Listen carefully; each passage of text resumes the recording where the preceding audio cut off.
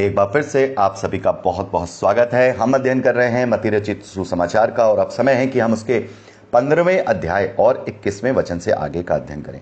मेरे प्यारे भाई बहनों, 21वें वचन से लेकर के 28वें वचन तक एक ऐसी घटना को यहाँ लिखा गया है जो लोग समझ नहीं पाते हैं और मसीह विरोधी भी इसको समझ करके गलत ही इसका इंटरप्रिटेशन करते हैं और वो कहते हैं देखो कि प्रभु यीशु मसीह तो गैर इजरायलियों को कुत्ता कह रहे हैं, प्रभु यीशु मसीह तो इजरायलियों के ही लिए आया था, वो समस्त मानव जाति के लिए नहीं आया था। लेकिन हमें इस बात को अच्छी तरह से समझना होगा कि यहाँ प्रभु आखिर क्या कह रहे हैं, प्रभु की सेवकाई क्या है, प्रभु के कहने का अर्थ क्या है। मेरे प्यारे भाई बहनों, यहां पर हम देखते हैं सूर और सैदा के प्रदेश की ओर वो चला गया। उस प्रदेश में से एक कनानी स्त्री अर्थात गैर यहूदी स्त्री, गैर यहूदी अर्थात अन्य जाति स्त्री वहां से आई और चिल्लाकर कहने लगी, हे प्रभु, दाऊद की संतान, मुझ पर दया कर, मेरी बेटी को दुष्ट आत्मा बहुत सता रहा है। पर उसने उसे कुछ उत्तर ना दिया। तब उसके चेलों ने उसके पास आकर विनती की कि इसे विदा कर, क्योंकि ये हमारे पीछे बहुत चिल्लाती हुई आ रही है। लेकिन प्रभु ने वहां एक बात कही जो हमें समझ में नहीं आती।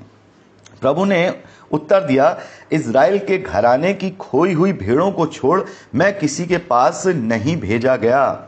पर वह आई और यीशु को प्रणाम करके कहने लगी, हे प्रभु, मेरी सहायता कर। प्रभु ने उसे उत्तर दिया, लड़कों की रोटी लेकर कुत्तों के आगे डालना अच्छा नहीं है। तो मेरे प्यारे भाई बहनों, यहां पर क्या देखते हैं कि प्रभु यीशु मसीह एक उदाहरण दे रहे हैं, एक एग्जाम्पल दे रहे हैं कि भाई लड़कों की रोटी मतलब बच्चे की रोटी छीनकर या बच्चे की रोटी लेकर कुत्तों को डालना उचित नहीं है। और यहां प्रभु कह रहे हैं कि इज़राइल की घराने की खोई हुई भेड़ों को छोड़ मैं किसी के पास नहीं भेजा गया। तो उसका क्या अर्थ है? मेरे प्यारे भाई बहनों, हमें प्रभु की सेवकाई को समझना होगा। और सबसे पहले यहां पर आप ये जो कुत्ता शब्द आया है इसको कोई गाली ना समझे।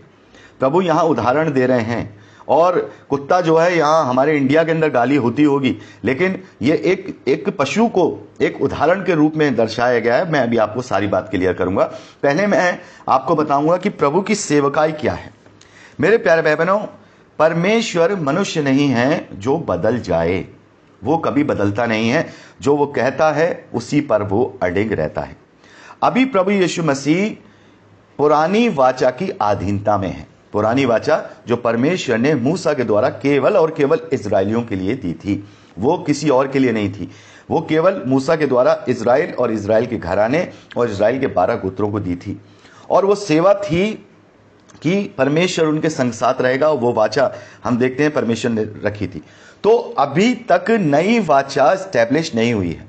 नई वाचा कब स्टैब्लिश होगी या नई वाचा कब से लागू होगी? जब प्रभु यीशु मसीह नई वाचा के लहू को बहा देंगे, अर्थात जब वो बलिदान हो जाएंगे और वो जी उठेंगे तो नई वाचा समस्त मानव जाति के साथ बंधेगी। तब जो सेवा है वो गैर विश्वास माफ कीजिएगा अन्य जातियों में अर्थात गैर यहूदियों में भी शुरू की जाएगी। तो जैसा अभी प्रभु अपने चेलों से कहते हैं, मैंने आपको पहले भी बताया था कि इज़राइल की खोई हुई भेड़ों के सिवा कहीं और न जाना 10वें अध्याय में, वैसे ही हम मती रचित सुसमाचार 28वां अध्याय 19वें और 20वें वचन में पढ़ते हैं, जब प्रभु का पुनरुत्थान हो गया है और नई वाचा को स्थापित कर दिया गया है। क्योंकि जब तक पुरानी वाचा है, जब तक पुरानी के अनुसार चला जाएगा, जब तक नई वाचा स्थापित नहीं हो जाती।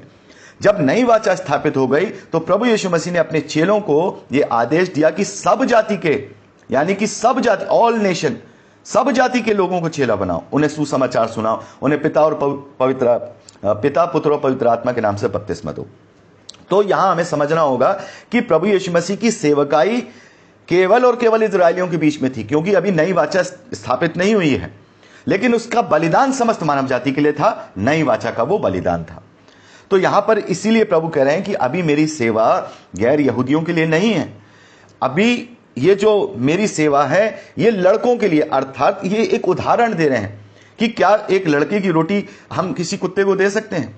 नहीं दे सकते ना। तो इसी तरीके से अभी तुम्हारे लिए, अभी तुम परमेश्वर के घराने में नहीं आए हो। परमेश्वर का घराना अभी केवल इज़राइल ही है। जब मैं तुम्हारे लिए बलिदान हो जाऊंगा तब ये पूरी धरती जो प्रभु पर विश्वास करेगी तब परमेश्वर का घराना बनेगी और वो उसकी संतान होने का अधिकार प्राप्त करेंगे। अभी केवल इजरायलियों के पास ही जो अधिकार है कि वो घराना है, परमेश्वर के निज प्रजा है।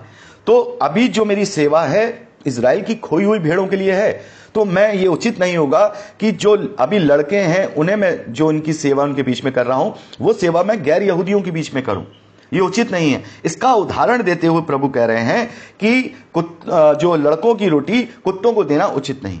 लेकिन यहां पर भी देखिए, उस कनानी स्त्री का विश्वास इतना बड़ा था कि प्रभु ने उसको चंगा किया।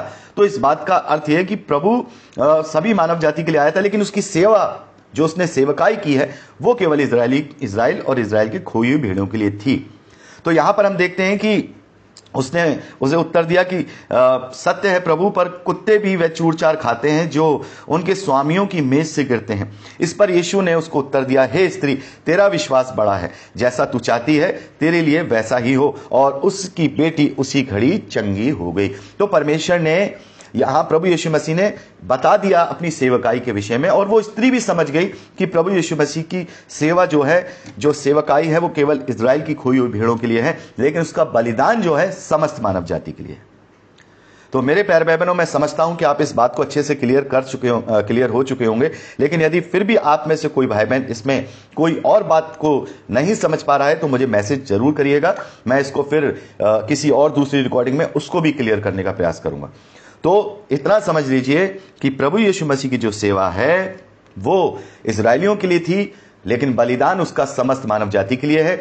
जब तक पहली वाचा बंधी हुई है तब तक परमेश्वर के लिए उसके निज प्रजा या उसके घराने के लोग केवल इजराइल के हैं।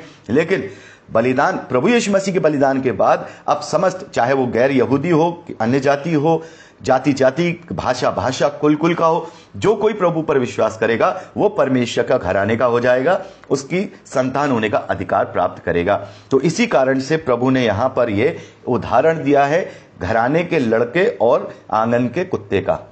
ठीक है, तो ये कोई इसको गलत, हम इंडियन है ना, हमें लग रहा है अरे कुत्ता बोला, अरे नहीं मेरे प्यारे भाई बहनों, जो और ये जो है केवल उदाहरण के लिए दिया गया। हम भी तो बहुत सारे मुहावरे करते हैं ना, कि घर का ना घाट का, बहुत जगह इस्तेमाल करते हैं ना। तो इसका मतलब ये नहीं कि हम किसी व्यक्ति विशेष को कोई टिप्पणी कर रहे हैं। ये उदाहरण और मुहावरे इसलिए होते हैं ताकि हम अपनी बात को स्पष्ट करने पाएं। अच्छा, बहुत सारे भाई बहनों को ये गलतफहमी हो जाती है इस वचन को पढ़ के। बहुत सारे कल ही मेरे पास एक ये बात आई कि क्या मसीह विश्वासी कुत्ता नहीं पाल सकते, क्योंकि फिर ये तो प्रभु कहते हैं कि कुत्तों को रोटी नहीं देनी चाहिए लड़कों की। तो मेरे प्यारे भाई बहनों, यहाँ केवल एक उदाहरण दिया जा रहा है। इसका मतलब ये नहीं कि हम किसी पशु को पाल नहीं सकते, क्योंकि जो कुत्ता है वो भी अब हमने ही उसे पालतू बनाया है। वो तो जंगल में रहता था ना, एक भेड़िए की तरह अपना शिकार करता था, लेकिन मनुष्यों ने ही उसे पालतू बनाया है। और जब मनुष्यों ने उसे पालतू बनाया है तो उसे वो पाल भी सकता है, क्योंकि जो कुत्ता पाला जाता है वो कहीं ना कहीं अपना कार्य करता है, रखवाली करता है, घर की रक्षा करता है, तो उसके बदले में उसे खाना मिलता है। ठीक है, तो ये बात वहां लागू नहीं होती है, क्योंकि परमेश्वर ने जब सृष्टि को बनाया, तो जब उसने सब कुछ बनाया तो उसने कहा अच्छा है, उसकी हर एक बनाई हुई चीज अच्छी है। लेकिन उसके गुणों के द्वारा हम किसी को भी जो है उदाहरण के लिए समझाते हैं, तो यहां भी गुणों के द्वारा परमेश्वर ने एक माफ कीजिएगा, प्रभु यीशु मसीह ने समझाने का प्रयास किया है। तो इसका मतलब ये नहीं कि हम कुत्ता नहीं पाल सकते, तो इस तरीके की बातें नहीं, क्योंकि हम अब शरीर की धार्मिकता नहीं वरन अपने अंदर अपने मन की धार्मिकता पर विश्वास करते हैं। और यहां हम आगे पढ़ते हैं मेरे प्यारे भाई बहनों, 29वें वचन से लेकर के 31वें वचन तक यहां पर अनेक रोगियों को चंगा करने का यहां विवरण है। और ऐसे ही प्रभु यीशु मसीह लोगों के दुख दूर करते हुए राज्य के सुसमाचार का प्रचार कर रहे थे, लोगों को सच्चाई बता रहे थे, और उनको वो शारीरिक रूप से चंगाई कर रहे थे इस कारण से कि ताकि लोग पहचान ले कि जिसकी भविष्यवाणी हुई थी ये वो मसीहा वही है, ये वही मनुष्य का पुत्र है। तो यहां पर हम देखते हैं मेरे प्यारे भाई बहनों, यहां एक और घटना 32वें वचन से लेकर 39वें वचन तक यहां हम देखते हैं 4000 लोगों को खाना खिलाना। ठीक है, तो यहां पर हम देखते हैं कि प्रभु ने यहां पर जो खिलाया है 4000 लोगों को खिलाया है। यहां पर 7 और थोड़ी सी छोटी मछलियां हम देखते हैं, रोटियां हैं, 7 रोटियां हैं, छोटी मछलियां हैं, और उसी खाने के अनुसार उसने क्या किया, उसने 4000 लोगों को खाना खिलाया। अच्छा, ये दोनों घटनाएं अलग हैं। वहां 5000 लोगों को खाना खिलाया है जो अभी हमने देखा था, ठीक है, और 14वें अध्याय में उसे हम यूहन्ना रचित सुसमाचार में विस्तार पूर्वक पढ़ेंगे कि उसका क्या अर्थ है। और यहां प्रभु ने 4000 लोगों को खाना खिलाया है, ये अलग है। तो मेरे प्यारे भाई बहनों, यहां पर हम देखते हैं कि परमेश्वर एक चीज यहां निकल के आती है, जो उसका एक मूल सिद्धांत यहां निकल के आता है कि परमेश्वर हमारा ध्यान रखता है। प्रभु उन्हें भूखा विदा करना नहीं चाहता था। तो ऐसे ही मेरे प्यारे भाई बहनों, परमेश्वर हमारे लिए इंतजाम करता है, हमें इस बात की चिंता नहीं करनी है। प्रभु कहते हैं ना, इस बात की चिंता मत करना कि क्या खाएंगे क्या पिएंगे, पहले उसके धर्म और राज्य की इच्छा रखो। तो परमेश्वर जानता है, प्रभु भी कहते हैं तुम्हारा परमेश्वर जानता है कि तुम्हें किस बात की आवश्यकता है, उसने तुम्हारे लिए सब इंतजाम कर दिया है। तो हमें अपने जीवन को बेचिंता रहना है और इस धरती पर अपना कार्य जो हमें सौंपा गया है, हम मेहनत करें, मेहनत से इस रोटी को खाएं और जो उसने हमें दी है।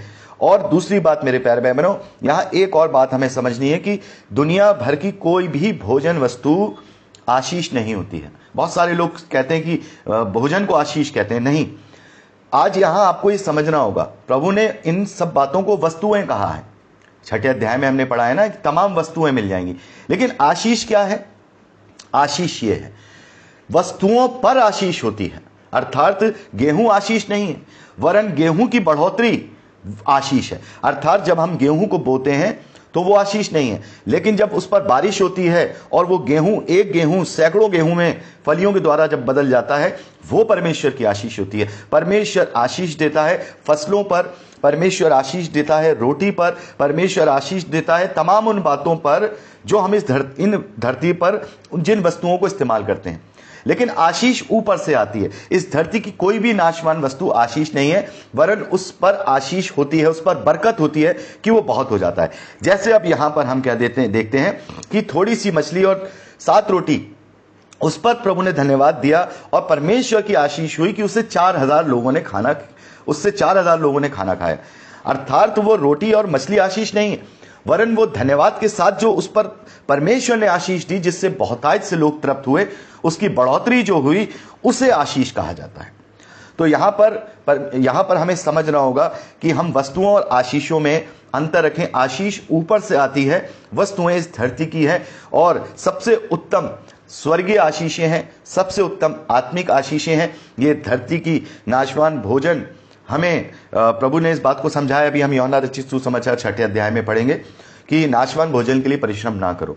तो मेरे प्यारे भाई बहनों, इस दोनों इंसिडेंट से जो उसने 5000 लोगों को खिलाया, 4000 लोगों को खिलाया, ये हमें बताता है कि हम जब धन्यवाद करके परमेश्वर से प्रार्थना करते हैं तो वो हमारी वस्तुओं पर आशीष देता है और हमें किसी भी बात की कोई कमी घटी नहीं रहने देता। और जो हमें आत्मिकता की ओर लेके जा रहा है, वो हमारे फिजिकल चीजों की भी, उन आवश्यकताओं की भी पूर्ति करेगा, क्योंकि वो जानता है हमें किस चीज की आवश्यकता है।